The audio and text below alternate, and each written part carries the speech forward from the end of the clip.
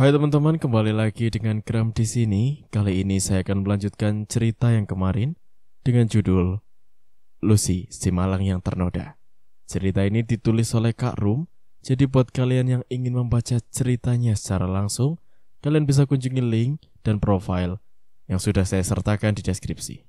So, langsung saja kita ke ceritanya. Pak Slamet.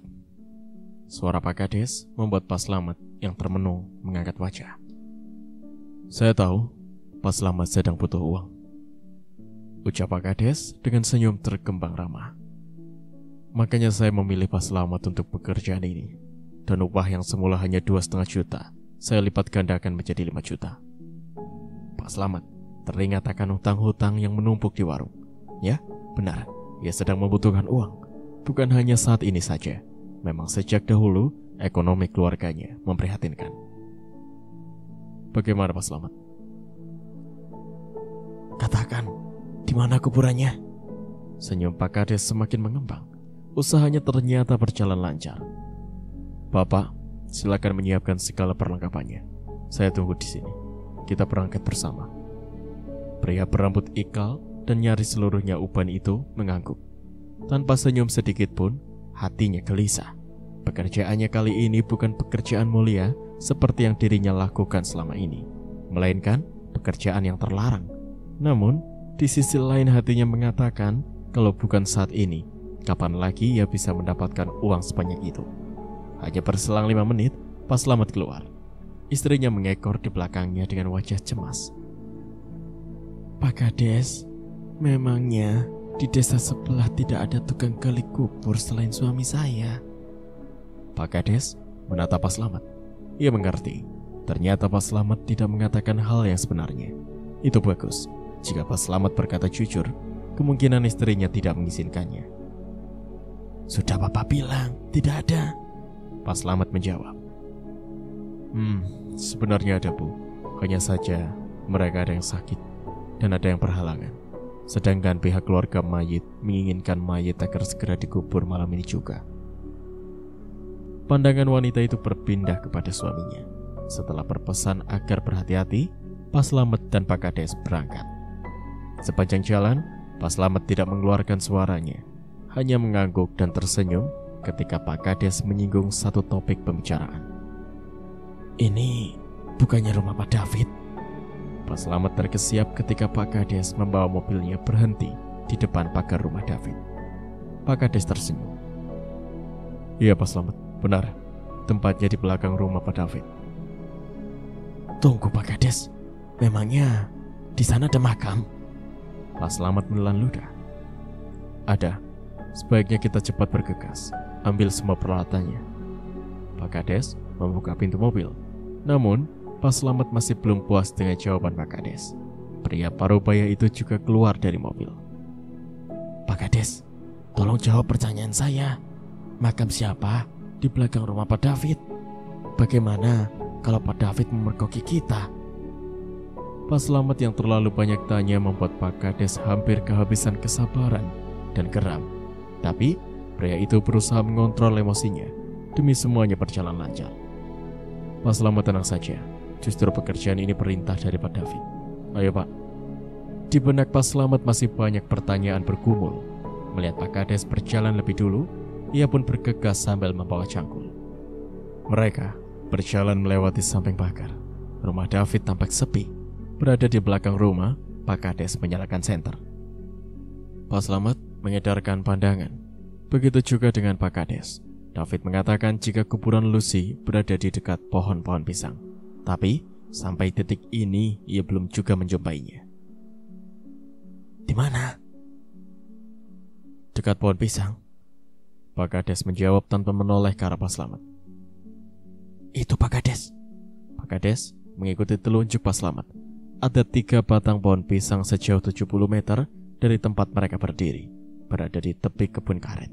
Segera, Pak Kades menderap ke sana. Jantungnya berdegup kencang, semakin berdentam saat ia mendapati gundukan tanah yang masih baru di belakang pohon-pohon pisang tersebut. Ini dia, ucap Pak Kades. Pak Kades, kau dengar sesuatu?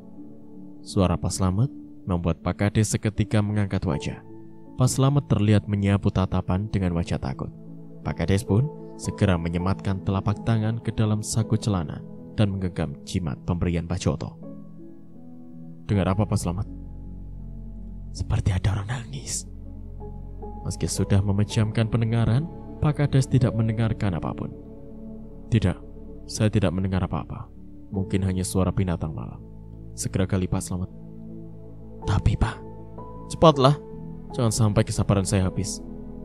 Baik, Pak." Pak Slamet segera melakukan tugasnya. Pak Kades merasakan tengkuknya ada yang meniup. Pria itu mengedarkan pandangan waspada. Ia sadar menggali kuburan Lucy dengan niat buruk akan mengundang arwah gadis itu datang.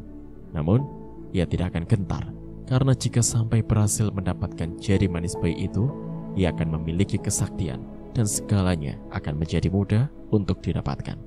Persetan dengan David. Pria itu tersenyum. Di lain tempat, "Pak David, ada perlu apa Bapak kesini?" Risma beringsut mundur hingga tubuhnya menyentuh headboard ranjang.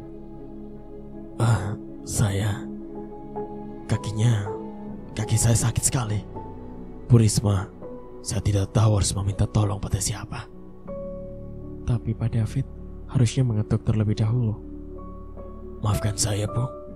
Saya tidak sanggup." David mendekat dengan langkah tertatih. "Stop," seru Risma. "Pak David tolong keluar dulu." "Tolong saya, Bu Risma."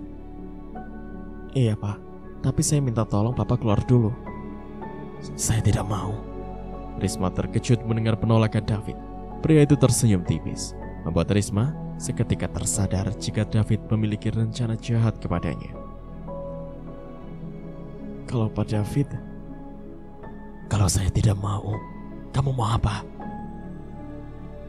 Sepasang mata Risma seketika melebar tak kala David mengeluarkan pisau dapur yang sebelumnya disembunyikan di balik punggungnya. Perempuan itu merapatkan selimut, mencengkeramnya dengan keras. David terkekeh kecil. "Sialan. Ada apa, Pak Kades?" tanya Pak Slamet setelah terdengar umpatan dari Pak Kades. Pria itu sejenak menghentikan pekerjaannya, menatap Pak Kades dengan benak penasaran. "Kau teruskan saja pekerjaanmu," balas Pak Kades usai memungut ponsel yang dipegang tiba-tiba terjatuh. Hatinya gelisah, firasat tidak baik seketika menghinggapi pikirannya. Bayangan istrinya berkeliaran di kepala. "Risma," gumamnya. David berada di rumahnya saat ini. Bagaimana kalau pria itu didatangi oleh hantu Lucy dan juga mengganggu Risma? "Cepat, Pak Slamet." Mendengar seruan Pak Kades, Pak Slamet berdejak. Dia sudah mati-matian menekan rasa takut, tapi Pak Kades malah tidak bisa bersabar. Pekerjaannya kali ini sangat berisiko. Hingga beberapa menit kemudian, sebuah kain menyembul mengait pada sudut cangkul Pak Slamet. Padahal dalam galian masih sekitar 1 meter. Peluh di tubuh pria itu semakin mengucur deras. Namun, ia merasa seperti akan menggigil oleh rasa takut. "Ada apa?"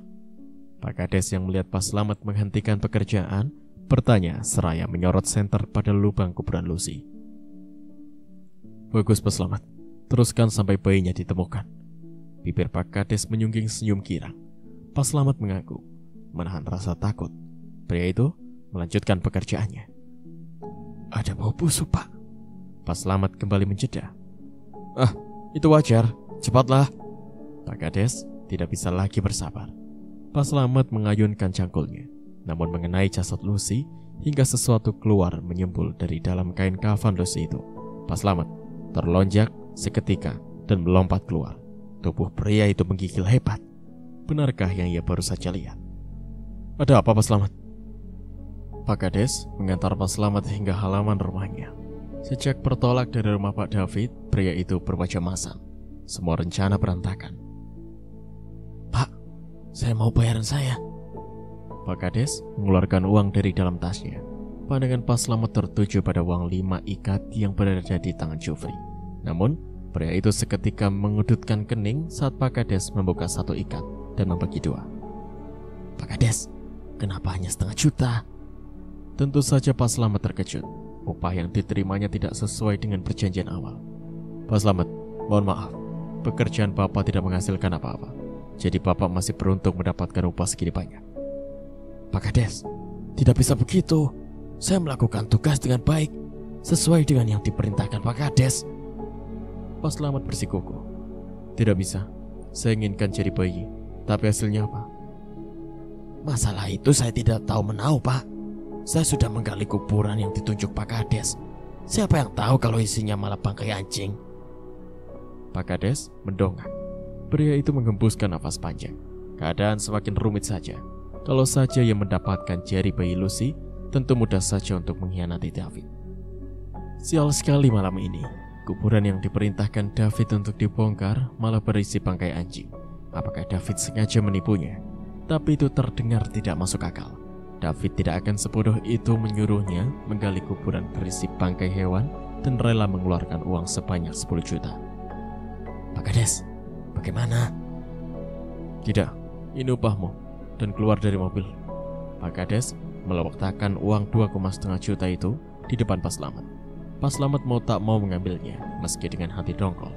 Setelah dirinya turun, mobil Pak Kades melaju cepat. Rumah tampak sepi ketika Jufri tiba. Ia berpikir jika istrinya dan David sudah tidur. Pria itu masuk ke dalam rumah dengan hati resah. Apa alasan yang akan ia sampaikan kepada David besok? Tidak ada jawaban paling sempurna selain berkata jujur. Semoga saja David percaya. Setelah beberapa saat merebahkan diri di samping sang istri, Pak Kades mendengar isakan kecil.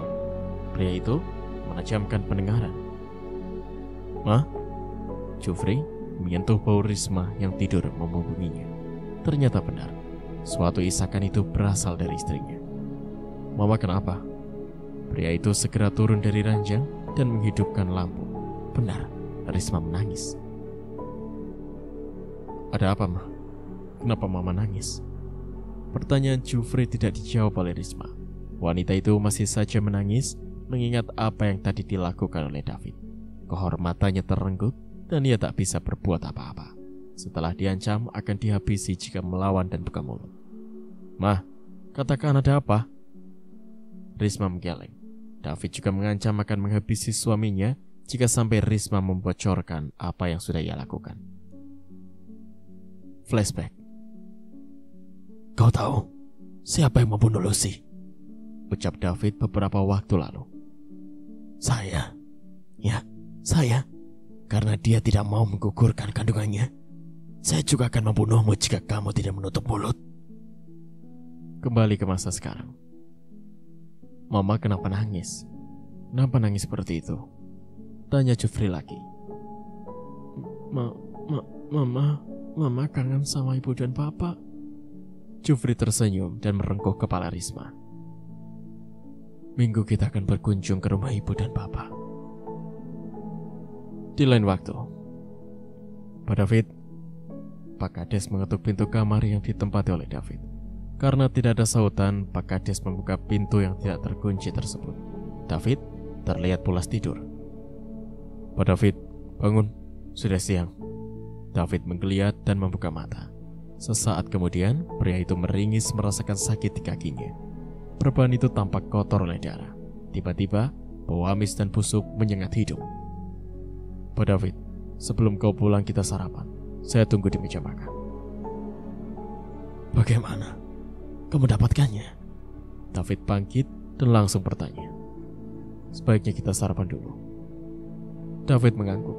Pak Kades keluar. Di depan meja Risma terlihat murung. "Ada apa lagi?"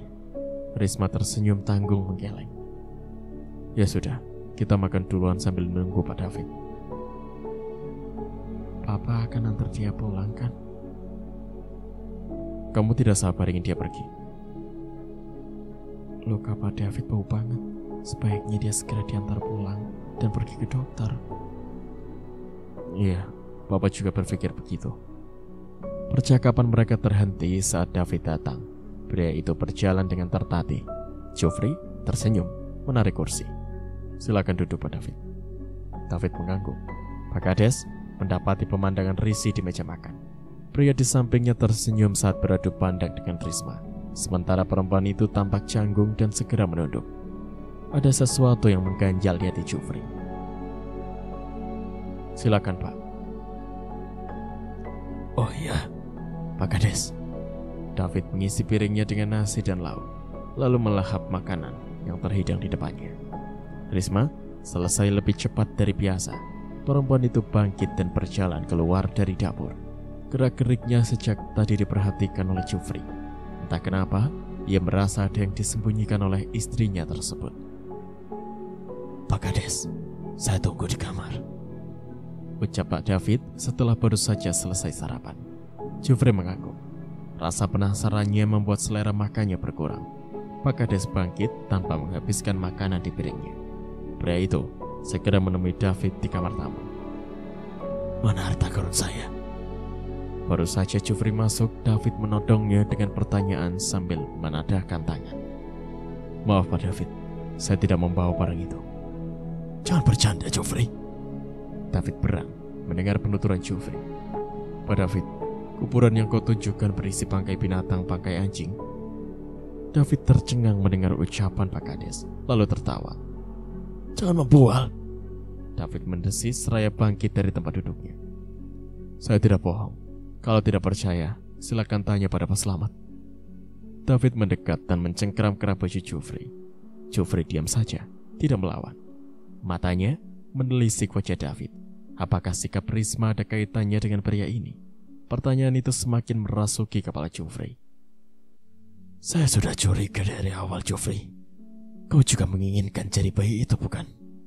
Sebaiknya serahkan kepadaku, atau nyawamu dan istrimu yang terancam. Pak Kades memegang tangan David dan bersiap untuk mengempaskannya.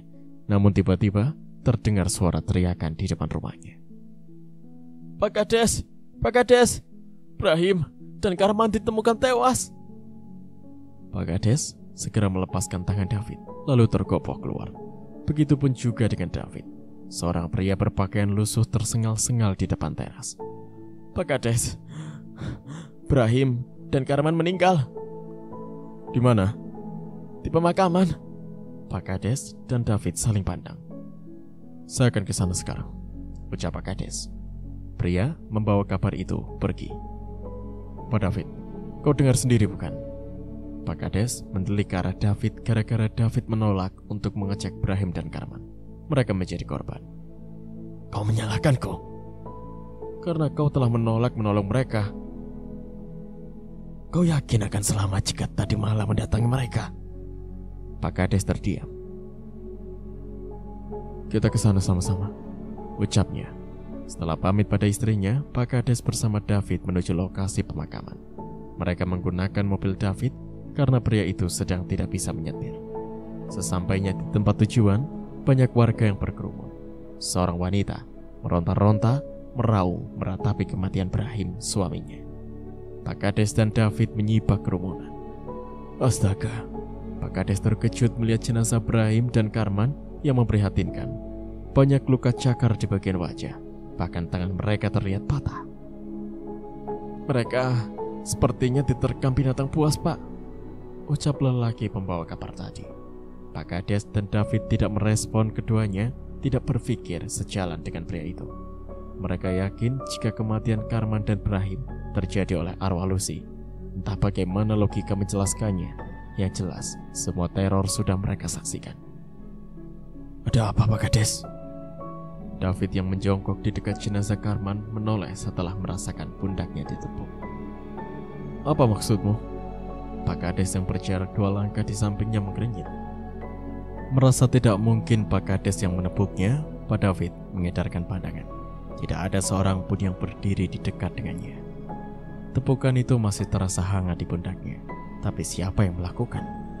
Pandangan David berhenti dan membeliak saat melihat sosok gadis di tengah kerumunan warga. Pria itu menajamkan tatapan. Sosok berwajah Lucy itu tersenyum hingga membuat tubuh David gemetar. Bibir gadis itu bergerak seperti sedang mengucapkan sesuatu. Tubuh David semakin gemetar saat sebuah bisikan menyapa telinganya. Selanjutnya kamu, Pak. Jangan mendekat. Warga yang berkerumun seketika terkesiap mendengar suara teriakan. Mereka melebarkan jarak. Semua pandangan tertuju pada lelaki yang terjatuh dengan wajah takut itu. Pergi! Pergi! Dias, David bergumam dan segera mendekat. tolong jangan ganggu aku. Begik Dias mengipaskan tangan. Laki-laki itu berusaha beringsut mundur dari hadapan seorang gadis yang tampak kebingungan. Ada apa dengannya? Orang-orang Rio bergumam heran melihat tingkah Dias. Pergi. Dias! David menepuk pipi Dias. Namun Dias mendorong tubuh David hingga terjatuh. Pergi. Pergi. Setelah membuka mata, Dias tersadar kalau yang baru saja didorongnya adalah sang papa. Papa, ada apa denganmu? Aku melihat lo. Kalimat Dias menggantung saat melihat ke arah di mana Lucy tadi berada. Seorang gadis berkaus ungu terlihat berwajah masam sambil menatap Dias. Ia heran dan kesal sebab Dias memandangnya seperti melihat setan. Lucy. Iya pak, tadi. Dias menunjuk gadis yang bergeser menjauh. David menelan ludah. Rupanya tidak hanya dia yang melihat Lucy, tapi Dias juga. Sudah, ayo bangun. David membantu Dias untuk bangkit. Orang-orang tampak heran dengan sikap Dias yang seolah melihat hantu. Di atas itu, mereka tentu saja lebih heran lagi dengan kejadian aneh yang menimpa beberapa warga. Tak hanya teror, bahkan dari mereka ada yang sampai kehilangan nyawa. Pak Kades, desa kita benar-benar kacau. Suara Rio menyusuli teriakan salah satu warga. Mereka membenarkan jika desa sedang kacau balau. Para warga dilanda rasa takut. Bagaimana ini Pak Kades? Tenang semuanya. Pak Kades mengangkat tangan. Bagaimana kami bisa tenang? Betul. Kemarin Suli, Deno, sekarang Karman dan Brahim. Betul. Ini musibah untuk desa kita. Percayalah, tidak ada yang menginginkan semua ini terjadi. Jadi mari kita bekerja sama untuk saling jaga. Tunggu sebentar. Seorang pria maju ke depan. Tatapannya lekat kepada Pak Kades dan David bergantian. Orang-orang yang tewas semuanya adalah orangnya Pak Kades dan Pak David. Apa jangan-jangan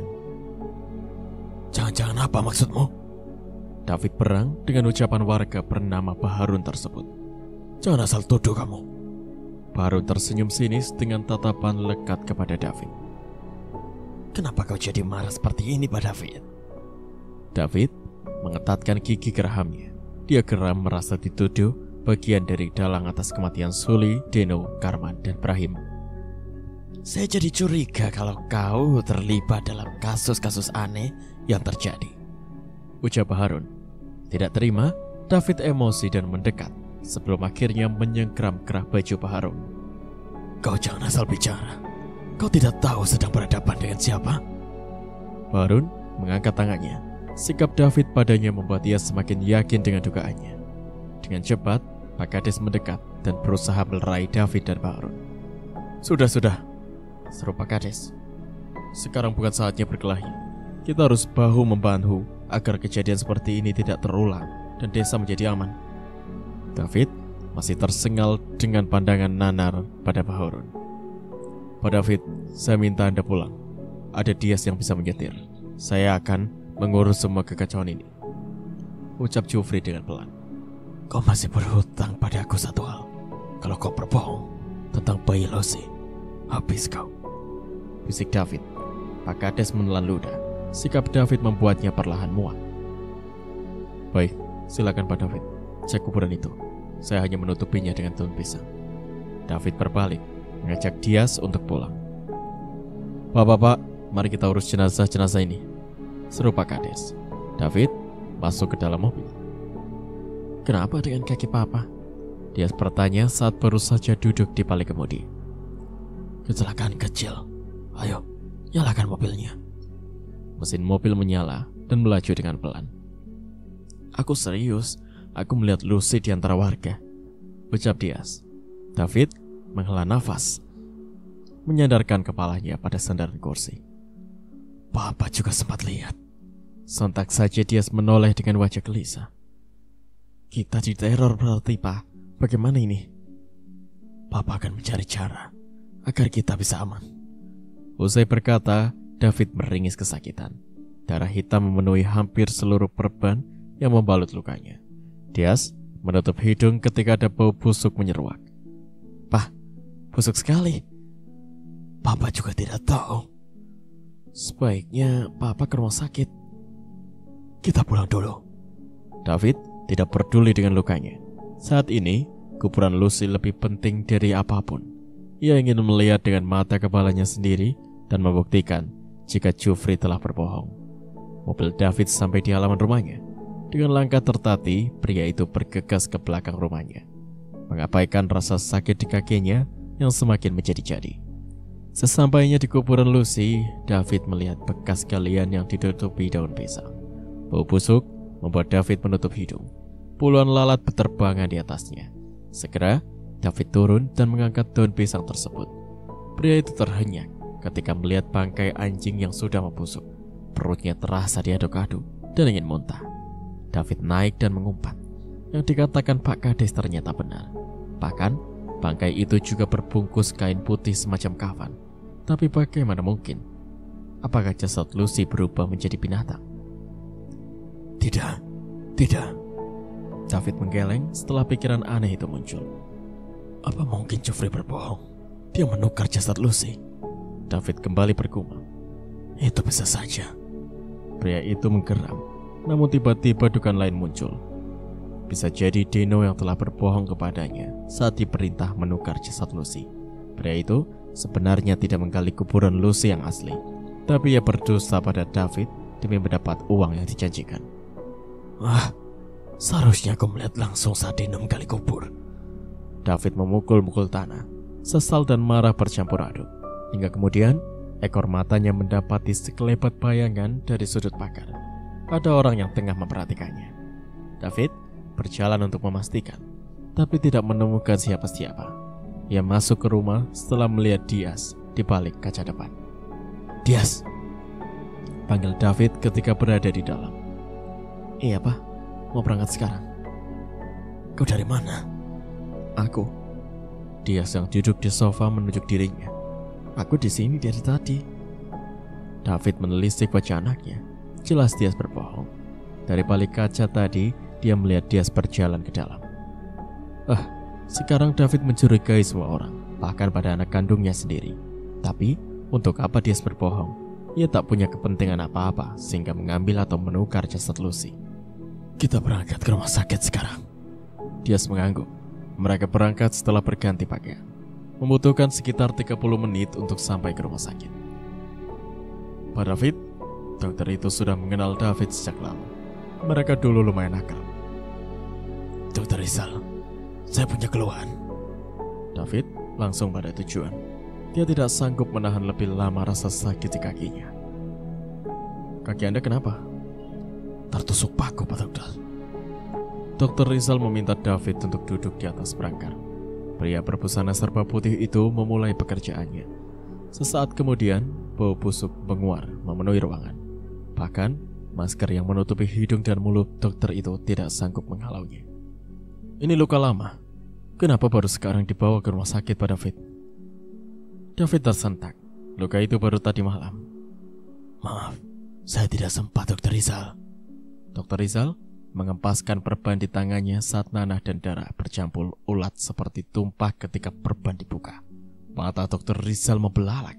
Tumit David memiliki rongga berdiameter sekitar 3 cm. Pak David, ada apa dengan kaki Anda sebenarnya? Melihat luka di kakinya, nafas David memburu.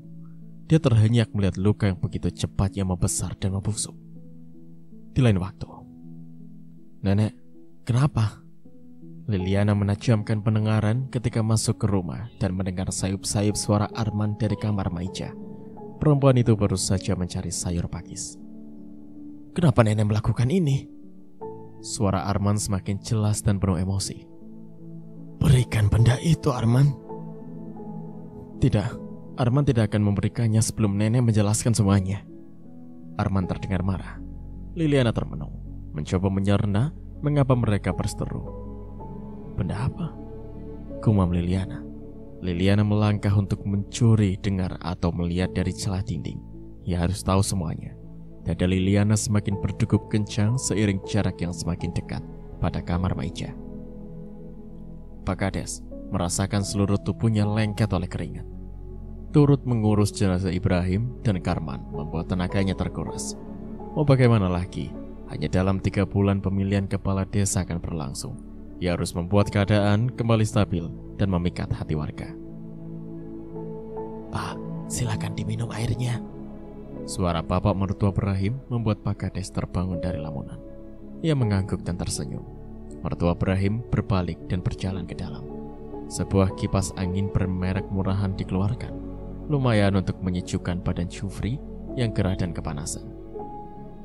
Bagaimana keadaan istri Ibrahim? Dia di kamar, tidak lagi menangis. Tapi saya khawatir dengan keadaannya, Pak Kades. Sebaiknya sering-sering ditemani, balas Pak Kades. Ini, ada sedikit bantuan dari saya. Pria itu mengelurkan beberapa lembar uang berwarna merah. Mertua Ibrahim terharu dan mengambilnya dengan 2 tangan. Terima kasih banyak, Pak Kades. Ini sudah menjadi keharusan bagi saya untuk membantu warga desa. Pak Kades berkata dengan wibawa. Kalau begitu saya permisi. Hati-hati, Pak Kades. Sekali lagi, terima kasih. Mertua Ibrahim berdiri dan menyalami Pak Kades dengan takzim. Langit terlihat mendung saat Pak Kades keluar dari rumah Ibrahim. Pria itu menggembuskan nafas lega. Beruntung tidak panas, meski rumahnya tidak begitu jauh. Pak Kades pulang dengan berjalan kaki karena sebelumnya menolak untuk diantar. Setibanya di kediamannya, Jufri mengedarkan pandangan. Semua pintu dan jendela tertutup rapat. Rumah tampak sepi. Kemana Risma?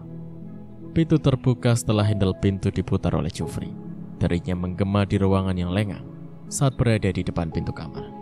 Pak Kades mendengar isakan dari dalam. Pria itu mematung di bawah bingkai pintu setelah membukanya. Risma terkejut dan sontak menoleh. Pak, udah pulang. Suara serak Risma dan air mata yang buru-buru diseka membuat Jufri semakin yakin jika keadaan Risma tidak baik-baik saja. Perempuan itu bersedih bukan karena rindu ingin bertemu orang tua, melainkan ada hal lain yang disembunyikannya. Kamu kenapa nangis? Pak Kades mengikis jarak. Risma tersenyum tanggung dan menggeleng. Enggak apa-apa, Pak. Tolong katakan sejujurnya, Ma. Ada apa? Sekali lagi Risma menggeleng. Ia bertekad untuk tidak mengatakan hal yang sebenarnya yang terjadi. Ia terlalu takut. Cuma kangen sama orang tua, Pak. Perempuan itu bangkit. Jufri tidak mengejarnya dengan pertanyaan lagi. Ia sadar Risma bersikukuh menyembunyikannya. Jufri akan mencari tahunya sendiri. Mama mau ke kamar mandi dulu, Pak. Nanti baru makan siang sama-sama. Jufri mengangguk. Setelah Risma keluar, Jufri mendekat pada ranjang. Tatapannya menyapu seluruh penjuru kamar, hingga kemudian terpaku pada hamparan spray di depannya. Pria itu menarik spray, menelisik, sebelum akhirnya mendekatkannya pada hidung. Samar tercium bau aneh yang membuatnya menajamkan penciuman. Jufri mencengkeram spray itu dengan keras setelah memastikan dan mengepal aroma serupa adonan tepung itu. David, kau akan kuhabisi. Kembali ke David. Pak David, saya sarankan kakimu diamputasi. Mata David dan dia seketika melebar setelah mendengar saran dari Dr. Rizal. David menggeleng. Apa tidak ada cara lain untuk menyembuhkan luka saya, dokter? Saya tidak yakin, Pak David. Wajah Dr. Rizal memancarkan gurat cemas. Hanya dalam hitungan menit, luka Pak David semakin melebar. Saya baru kali ini melihat luka seperti ini. David mendongak dan menghembuskan nafas kasar. Bagaimana, Pak David? Saya akan membayar berapapun agar luka saya sembuh tanpa harus diamputasi. Dr. Rizal diam mendapati betapa keras kepalanya pasien di hadapannya. Tolong saya, dokter. David memohon. Dr. Rizal menghembuskan nafas. Baik kalau itu keinginan Pak David, saya akan berusaha semampu saya. Tapi kalau ternyata setelah ini tidak ada perkembangan, jangan salahkan siapa-siapa. Tentu, dokter. Dr. Rizal membersihkan luka David kembali dan memberikannya obat. Mengingatkan David untuk melakukan medical check-up secara rutin atau menghubunginya jika penyakitnya semakin parah. Setelah seluruh administrasi selesai, David dan Dias pulang. Pikiran David tak henti-hentinya terpaut pada nasib sial yang selalu menimpanya. Semua rencananya benar-benar berantakan. Arman, tolong berikan benda itu. Tidak, Arman. Liliana mendekat pada dinding, namun lantai papan yang diinjaknya menimbulkan derit yang begitu jelas terdengar. Ucapan Arman terpotong, kemudian derap langkah terdengar mengarah pada pintu. Liana? Arman terkesiap melihat Liliana berdiri di dekat dinding. Liliana tersenyum tanggung. Baru kali ini Arman menyebut namanya. Ia lebih tua jauh dari lelaki itu, tapi Arman memilih memanggilnya dengan nama. Kamu sejak tadi di situ? Pria itu kembali bertanya. Maija yang baru saja menyimpulkan kepala juga tercengang melihat Liliana. Wajah wanita sepuh itu bergurat cemas. Liliana menggeleng dengan seutas senyum. Saya baru saja tiba, kata Liliana. Maija tampak mengembuskan nafas lega. Dari mana? Cari sayur, Mak. Tidak perlu kau mencari sayur segala.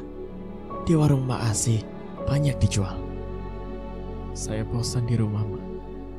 Maija mengembuskan nafas. Ia mengajak Liliana untuk memasak makan siang bersama. Wanita sepuh itu kembali tersenyum pada Liliana. Ibunya Lucy itu kini menjadi lebih lega. Merasakan ada yang menatapnya, Liliana menoleh dan mendapati Arman menarik pandangan dengan Riko. Sikap Arman membuat Liliana penasaran hal yang ia perdebatkan dengan neneknya. Liliana yakin jika benda itu adalah benda yang sama dengan yang ia temukan di kamar Maija. Sore hari sebelum asar, Liliana mendapati kamarnya diketuk dari luar. Perempuan itu mengira jika datang adalah Maija, namun bukan. Arman? Gumamnya. Wanita itu selalu merasa canggung jika berhadapan dengan Arman. Saya mau mengajak kamu ke suatu tempat. Kemana? Ikut saja, nanti juga tahu. Meski ragu, akhirnya Liliana mengangguk. Siap-siap dulu, saya tunggu di depan. Lagi, Liliana mengangguk tipis. Dengan cermin kecil, Liliana melihat wajahnya. Dia hanya punya bedak bayi yang diberikan Maija sebagai make up. Sementara pakaian hanya ada 4 helai. Itu pun bekas milik almarhum Kalsum. Saat tiba di teras, Liliana menggerenyit karena ada sebuah mobil pick-up terparkir. Ia bertanya-tanya, punya siapakah mobil tersebut dan kapan tibanya? Mungkin saat dirinya tidur siang, pikir Liliana. Kepala Arman menyembul dari kaca mobil yang terbuka. Pria hitam manis itu tersenyum. Naik. Saya belum pamit sama Emak. Nenek tidak ada. Kemana? Arman menggeleng. Liliana tidak paham apa maksud dari gelengan Arman. Ini mobil siapa? Tanya Liliana saat berada di dalam. Mobil saya. Selain kuliah, saya sambil jadi tengkulak dan mengocek. Pas hari libur atau kalau lagi ada waktu, lumayan bisa bantu ekonomi nenek. Arman tersenyum. Liliana mengangguk-anggukan kepala. Hari ini Arman bersikap lebih ramah. Itu membuat Liliana tidak secanggung biasanya. Mobil melaju. Ternyata Arman membawa Liliana ke kota. Mobil berhenti di depan sebuah toko baju. Mau beliin baju Mak. Untukmu. Terkesiap Liliana mendengar ucapan Arman. Saya tidak perlu. Maaf, tempatnya tidak mewah, tapi saya harap kamu tidak menolaknya. Liliana seketika menggeleng. Bukan seperti itu maksud saya. Liliana Riko. Kalau begitu, ayo buruan turun. Arman mendorong pintu dan keluar dari mobil. Pria itu membelikan pakaian untuk Liliana sebanyak 3 helai. Padahal perempuan itu berulang kali menolak, tapi Arman memaksa. Tidak hanya pakaian, Arman mengajak Liliana makan, meski hanya di tepi jalan. Namun sikap Arman benar-benar membuat Liliana tersanjung. Di sisi lain, ia juga penasaran kenapa Arman tiba-tiba bersikap baik seperti itu. Mereka pulang sejam setelah azan Isya berkumandang. Keadaan menjadi kembali canggung ketika mereka hampir sampai di rumah Maija. Saya minta maaf Liliana. Liliana yang semula menatap keluar menoleh. Dahinya berkedut. Heran kenapa Arman tiba-tiba meminta maaf. Minta maaf? Atas nama nenek saya minta maaf karena... Suara Arman menggantung ketika tiba-tiba siluet cahaya api berkelebat. Tak hanya Arman, Liliana juga melihatnya. Beberapa detik berselang, kobaran api semakin besar terlihat. Diiringi riuh suara teriakan, Arman seketika membelalak ketika tersadar api tersebut berasal dari arah rumahnya. Nenek. Liliana membekap mulut ketika mobil sudah dekat dan mendapati api itu berasal dari rumah Maija. Tubuhnya terasa tak bertulang. Nenek, ucap Arman dengan suara bergetar. Orang-orang dengan obor terlihat begitu ramai di depan rumah Maija yang sudah separuhnya dilap api. Liana. Arman memegang tangan Liliana saat perempuan itu akan turun. Pria itu menggeleng. Jangan ke sana. Sembunyi. Kamu paham? Kenapa? Liliana terbata. Dia tak mencerna sepenuhnya perintah Arman. Kabur, Liana. Mereka mengincarmu dan nenek. Kau paham? Suara Arman semakin lantang dan penuh emosi. Liliana dapat melihat mata pria itu yang basah oleh air mata. Liliana mengangguk kaku, sementara Arman segera berlari dan berteriak memanggil neneknya. Nenek. Semua orang menoleh. Apa yang kalian lakukan? Arman, desa ini tidak bisa menampung siapa saja yang mempunyai ilmu hitam. Seorang pria berseru. Arman menggeleng. Ia tak terima neneknya dituduh memiliki ilmu hitam. Pria itu berlari ke samping rumah, tapi tidak ada jalan untuk masuk mencari Maija. Nenek. Nenek. Panggilan-panggilannya berakhir tanpa jawaban. Pria itu tersimpuh dengan hati hancur. Dendam merajai hatinya. Arman menyesal, seharusnya ia pulang lebih awal. Liliana menangis di dalam mobil sejurus kemudian. Terlihat dua orang mendekati dengan membawa obor. Perempuan itu tergesa turun. Teringat ucapan Arman, ia lekas berlari dan memasuki semak-semak. Dua pria itu memeriksa ke dalam mobil.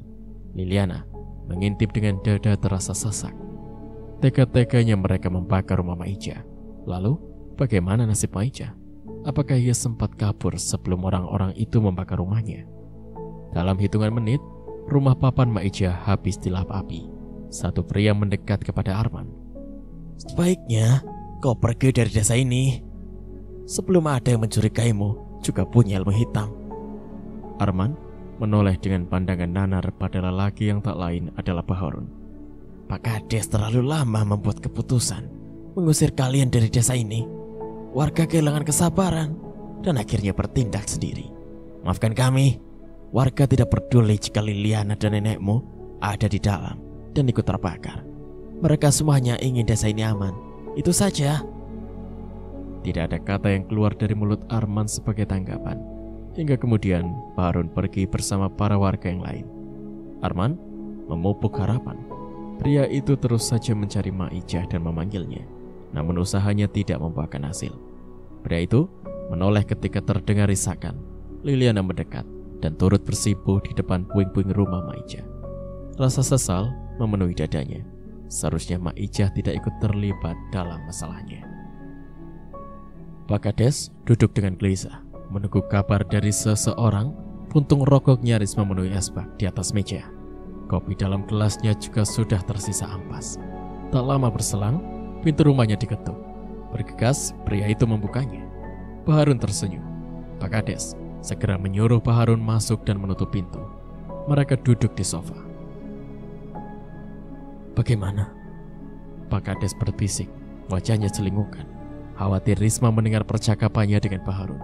Tapi ia yakin Risma tidak akan keluar. Wanita itu demam sejak tadi sore. Beres, Pak. Pak Kades memejam sambil mengembuskan nafas lega. Kau bakar bersama orang-orangnya? Saya sudah mengunci semua pintu dan jendela sebelum membakar rumah Maija, Pak.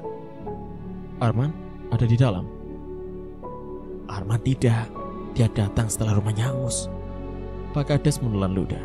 Tapi baginya Arman tidak berbahaya. Ia akan mudah mengurusnya jika suatu saat Arman melakukan hal yang tidak pantas.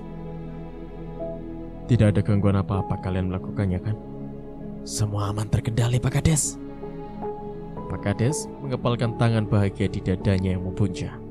Dugaannya ternyata benar bahwa semua gangguan hingga terbunuhnya Deno, Suli, Karman, dan Brahim bukan karena balas dendam arwah Lucy, melainkan Maija dengan ilmu hitamnya. Setelah ini tidak akan ada korban atau gangguan apa-apa lagi di desa ini. Pasti, Pak Kades. Dan kau akan kembali terpilih menjadi kepala desa. Mereka berdua tertawa. Namun Pak Kades segera mendekatkan jari telunjuk ke bibir, memberi isyarat agar Pak Harun tidak berisik. "Istri saya sedang sakit." Pak Harun mengangguk. "Kau boleh pulang." Pak Kades mengeluarkan amplop coklat berisi uang tunai dan menyerahkannya kepada Pak Harun. "Terima kasih Pak Kades. Kalau butuh bantuan, saya siap 24 jam. Pak Kades hanya tersenyum tipis. "Apa perlu lawan Bapak saya beri pelajaran?" "Tidak perlu Pak Harun. Saya bisa mengurusnya sendiri." "Baiklah kalau begitu, saya permisi." Pak Kades mengangguk. Setelah Pak Harun pergi, Jufri kembali membakar satu linting tembakau. Ia menghisapnya dalam sambil menatap langit-langit. Pikirannya berkelana, satu masalah sudah selesai. Tersisa satu masalah lagi yang belum tuntas. Ya, David. Mulai sekarang, tidak lagi membutuhkan bantuan David. Teringat kebiadaban yang dilakukan David pada istrinya. Tidak ada hasrat lain selain melenyapkan pria congkak itu. Pak Kades bangkit dan melangkah masuk untuk menghabisi David. Ia tak butuh bantuan siapa-siapa, bahkan Mbah Joto sekalipun. Pria itu bertekad untuk melenyapkan David dengan tangannya sendiri. Di gudang belakang, Jufri meraih sebuah mandau kesayangannya. Setelah sekian lama memiliki senjata tradisional khas Kalimantan itu, akhirnya ia akan menggunakannya untuk pertama kali. "Jangan!" Suara teriakan dari kamarnya membuatnya segera meletakkan mandau itu ke tempat semula dan berlari. "Risma!" Risma meronta-ronta di atas ranjang, sedangkan matanya terpejam. "Jangan, saya mohon." "Mama," ucap Jufri sambil menepuk-nepuk pipi istrinya. "Jangan." "Mama, bangun." Tubuh Risma akhirnya tenang. Perempuan itu membuka mata. "Mama mimpi buruk." Alih-alih menjawab, perempuan itu justru menangis. Mama kenapa?" Jufri yakin jika Risma sedang dihantui oleh kebejatan yang dilakukan oleh David. Jufri mengepalkan tangan. Andai Risma tidak sedang sakit, pasti dia akan mendatangi David malam ini juga. "Minum dulu." Pak Kades membantu Risma bangun dan meraih gelas berisi air di atas meja. Setelah meneguknya, Risma kembali merebahkan diri. Jufri mengusap-ngusap rambut Risma, bertanya makanan apa yang sedang diinginkan istrinya tersebut. Namun Risma menggeleng. "Kalau Mama pengen apa-apa bilangnya, pasti Papa akan carikan." Pak Kades tersenyum. Ia menarik selimut agar menutupi tubuh istrinya. "Pak," ucap Risma dengan suara paru. Jufri mengangkat alis. "Di depan ada tamu." "Di depan ada tamu?" Jufri mengulang kalimat istrinya sembari mengerutkan kening. Risma mengangguk lemah. Tentu saja Jufri merasa aneh dengan istrinya. Bagaimana Risma bisa tahu kalau di depan ada tamu, sementara ia berada di kamar bersama Jufri? "Di depan ada tamu." "Iya, Papa akan ke depan." Dengan hati gelisah, Jufri akhirnya bangkit. Sebelum membuka pintu, pria itu menoleh dan mendapati istrinya menatap lekat. Jufri tersenyum meski ada yang mengganjal di hatinya. Kemudian, pria itu bergerak. Ia berpikir seharusnya ada ketukan atau salam jika memang ada tamu. Risma pasti sedang mengigau. Sebelum membuka pintu depan, Pak Kades terlebih dahulu menyibak gorden untuk melihat dan memastikan. Pria itu tercengang saat mendapati seseorang berdiri di tangga teras dengan memunggungi rumah. Bulu kuduknya tiba-tiba meremang dan hawa dingin berubah begitu menyengat. Ucapan Pak Kades menggantung ketika menyadari siapa yang berdiri di depan teras itu. "Pak Harun?" Pak Kades mengernyit dan segera bergeser untuk membuka pintu. "Pak Harun, kau belum pulang?" Jufri melangkah keluar, hingga kemudian ia tersentak ketika tubuh Pak Harun tiba-tiba ambruk. Pak Kades kemudian tersadar jika kepala pria itu berputar dengan posisi terbalik. Mata Pak Harun hitam dan mencekung. Pak Harun sudah tak bernyawa. Pak Harun?" Suara Pak Kades tercekat. Tubuhnya gemetar menghantam daun pintu. Pria itu kelimpungan, berkali-kali menghantam pintu hingga akhirnya berhasil menutupnya. Pak Kades bersandar dengan nafas memburu. Pak Harun baru saja dari rumahnya, tapi ia kembali dengan keadaan mengenaskan. Jika Mak Ija sudah mati terbakar, kenapa Pak Harun bisa tewas dengan keadaan seperti itu? Sejurus kemudian, pria itu berjalan masuk. Keadaannya terancam kali ini. benar-benar terancam. Jufri bingung apa yang akan dilakukannya. Namun ketika berada di depan kamarnya, ia berusaha menetralisir keadaan hatinya. Takut Risma terkejut. Setelah memejam dan menghembuskan nafas panjang, Pak Kades membuka pintu. Terlihat Risma sedang duduk menghadap kepala ranjang. "Mah, kenapa belum tidur?" Pertanyaan Pak Kades menguar di udara. Istrinya tak menjawab. Pria itu kemudian melangkah demi mencari tahu mengapa Risma diam 1000 bahasa. "Risma?" Saat Pak Kades menyentuh pundak Risma, perempuan itu patah-patah menoleh. Namun, Jufri kemudian menggernyit ketika tiba-tiba Risma tersenyum, lambat laun tertawa. "Mah, kamu kenapa?" Jufri seketika menarik tangannya. Matanya membelalak setelah melihat mulut Risma mengeluarkan cairan berwarna merah pekat. "Jufri!" Suara Risma persis seperti suara nenek-nenek. Perempuan itu terus tertawa dengan cairan darah yang mengalir deras. Tubuh Pak Kades terempas ke dinding. Pria itu berusaha berlari, tetapi kakinya terasa berat, seperti ada batu besar yang mengganduli kedua kakinya. "Jufri!" Pria itu berusaha menoleh. Matanya kembali membelalak ketika yang dilihat bukanlah istrinya, tetapi Mak Ica dengan mata menyeramkan. Ampun, ampun!" Jufri berteriak sambil mengangkat tangan dan memejam. Pria itu semakin mengeratkan kelopak matanya ketika sosok tersebut mendekat dan kuku-kuku panjang dan tajam merayap di lehernya. "Ampun, tolong ampuni saya. Saya mengaku bersalah. Saya telah bersekongkol dengan David, menyokok polisi, dan memfitnah Mak Ica dan Liliana. Saya mohon, jangan bunuh saya." Suara dan tubuh Jufri bergetar.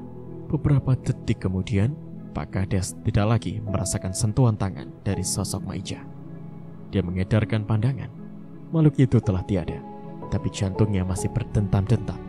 Pak Kades merasa dirinya telah aman. Tidak setelah pandangannya memutar ke arah belakang, tepat pada pintu kamarnya. Pria itu mendapati Risma menangis dengan kepala tergeleng. Pak Kades tercengang. "Jadi, Papa yang..." "Risma, kamu mendengar semuanya?" Pak Kades bangkit dan menyentuh tangan istrinya. Namun perempuan itu menepis tangan Jufri dan beringsut mundur. "Risma, Papa akan jelaskan. Semua itu tak benar. Papa terpaksa mengatakannya agar..." "Mama gak nyangka sama Papa bisa sekejam itu." Air mata Risma semakin merebak. Hidup Pak Kades terasa hancur. Ia sangat mencintai Risma melebihi apapun. Pria itu menghambur dan memeluk tubuh istrinya, meminta maaf dan memohon untuk memberikannya kesempatan. Namun, Risma hanya menangis tanpa menjawab dan membalas pelukan suaminya. Perempuan itu berubah dingin. "Sayang, Papa salah. Papa hilaf. Papa harus minta maaf pada semua orang yang sudah Papa sakiti," ucap Risma dengan suara serak. Mendengar permintaan Risma, Pak Kades terdiam sejenak sebelum akhirnya tersenyum tipis dan mengangguk. "Papa juga harus mengundurkan diri dari jabatan Papa sebagai kepala desa. Kalau tidak, kita bercerai." Tentu saja Jufri tersentak mendengar ucapan Risma. "Papa dengarkan." "Iya, Ma. Papa akan turuti kemauan Mama. Kita akan pindah dari sini." Pak Kades mengangguk. Permintaan Risma harus ia setujui agar perempuan itu tidak bertindak terlalu jauh yang pada akhirnya akan menghancurkan hidup Jufri dan impiannya. Sementara itu, otaknya dengan cepat menyusun rencana. Melepaskan semua yang sudah diperoleh dengan susah payah, itu mustahil bagi Jufri. Cintanya pada Risma juga begitu besar. Ia akan melakukan apapun agar keduanya bisa dia rengkuh kembali tanpa ada yang harus dikorbankan. Setelah Risma kembali tidur, Pak Kades segera keluar. Jimat dari Mbah Joto tak lupa ia genggam sebagai penangkal dari gangguan dari setan. Pria itu menyesal, seharusnya jimat itu selalu melekat di badannya dimanapun ia pergi. Tak lama berselang, telinga Risma mendengar suara sepeda motor dari garasi. Ia tahu suaminya, pria itu tidak akan semudah itu menuruti keinginannya. Entah kemana Jufri akan pergi, yang jelas firasat Risma mengatakan jika pria itu akan melakukan sesuatu yang bertolak belakang dengan ucapannya, Jufri tidak sungguh-sungguh akan berubah. Risma bangkit ia bertekad untuk pulang ke rumah orang tuanya di desa sebelah. Kesalahan yang dibuat Jufri sungguh di luar batas dan membuatnya begitu kecewa. Sementara itu, Jufri yang tengah memacu kendaraannya merasa seolah-olah ditatap oleh sepasang mata. Dadanya berdentam-dentam. Jimat dari Mbah Joto tergenggam erat di tangannya. Saat ini, tidak ada yang bisa menolongnya selain Mbah Joto. Pak Kades akan meminta bantuan dukun sakti itu untuk melenyapkan Maija dan segala teror yang dilakukan olehnya, serta menghilangkan ingatan Risma. Sengaja Jufri menggunakan sepeda motor agar lebih cepat dan bisa sampai di rumah Mbah Joto tanpa harus berjalan kaki. Tubuh Jufri terasakan menggigil saat tiba di halaman perumput rumah Mbah Joto. Udara begitu dingin menusuk kulit. Suara binatang melampahkan lolongan anjing saut menyaut, membangkitkan bulu kuduk. Sambil mengusap-ngusap lengan, pria itu berjalan ke arah pintu. "Permisi Mbah." Baru saja akan mengetuk, pintu terbuka dengan sendirinya. Sebatang lilin menyala. Sosok yang dicari Jufri terlihat duduk membelakangi lilin. Tersenyum, pria itu masuk dengan hati-hati, kemudian duduk dengan taksim. "Mbah, maafkan saya datang ke sini malam-malam begini. Saya sudah tahu maksud kedatangan kamu," potong Mbah Joto. Mata Jufri melebar ketika tersadar posisi Mbah Joto yang sudah mengedapnya. Sejak kapan? "Minum ini," ditambah Joto, menyodorkan gelas dari tempurung kelapa berisi cairan pekat berwarna gelap. Apa ini, Mbah?" Mbah Joto tidak menjawab. Pria tua itu menatap dalam Jufri hingga membuatnya takut. Baik Mbah, saya akan meminumnya." Jufri tergesa mengambil wadah yang disodorkan Mbah Joto. Dengan susah payah, pria itu menenggak isinya. Bau busuk dari dalam cairan tersebut membuat Jufri nyaris memuntahkannya. Namun, ia berusaha menahan dan memaksa menelannya. Setelah habis, Jufri memegang leher. Ia meringis, kerongkongannya terasa gatal. "Mbah, kenapa tenggorokan saya terasa gatal?" Jufri terbatuk. Sosok di depan Jufri tertawa pelan, membuatnya tercengang. Selama ini ia tak pernah mendapati Mbah Joto tertawa atau tersenyum. "Mbah!" Jufri menggaruk-garuk lehernya semakin keras. Gatalnya semakin menjadi-jadi. "Ini ganjaran untukmu, Jufri." Mata Jufri membeliak. Suara itu bukan suara Mbah Joto, tetapi suara Risma. Jufri mundur ketakutan melihat sosok di depannya dalam Maija yang tengah tersenyum. Pintu tertutup dengan sendirinya. Maija bangkit, sementara Jufri semakin tidak sanggup menahan sakit gatal yang semakin menjalar di organ dalam tubuhnya. "Minuman yang kau minum akan membuatmu menderita, Jufri. Itu perlahan-lahan menghancurkan organ dalam tubuhmu. Kau akan merasakan penderitaan itu hingga tinggal hari ke depan." Maija berkata, kali ini dengan suaranya sendiri. Maija melewati Jufri. Pria itu berusaha berteriak dengan suara tersedak-sedak. Tangannya terjulur mengarah pada sosok yang kini membuka pintu hendak keluar. Bunuh saja ya sekarang." Jufri terus meronta-ronta meminta tolong. Suara serak itu tidak akan terdengar oleh siapapun. Kulit lehernya penuh dengan luka dan darah sebab garukan kukunya. Pandangannya terarah pada tubuh seseorang yang tergeletak tidak jauh dari meja pendek Mbah Joto. Bahkan dukun yang dianggap sakti oleh Jufri tersebut kini sudah tak bernafas. Jufri kembali berjibaku dengan rasa gatal yang setiap detik semakin menjadi. Di lain waktu, "Ini rumah siapa?" Liliana bertanya ketika mobil yang ditumpanginya berhenti di depan sebuah rumah kecil. Lewat tengah malam, mereka bertolak dari desa yang sudah menghancurkan segala yang mereka punya. Arman tidak menjawab saat Liliana bertanya kemana dia akan membawanya. "Rumah kontrakan saya tinggal di sini selama kuliah." Arman menjawab tanpa ekspresi. Benaknya tak henti-hentinya berpaut pada neneknya yang harus meninggal dengan cara mengenaskan. Liliana hanya menatap Arman yang kini mengambil sebuah kantong hitam di belakang joknya. "Ayo turun, saya melihatmu tidak tidur sama sekali. Padahal perjalanan ke sini jauh. Seharusnya kamu menggunakan kesempatan itu untuk tidur." Sekian untuk part kali ini. Nantikan kelanjutan ceritanya di part berikutnya.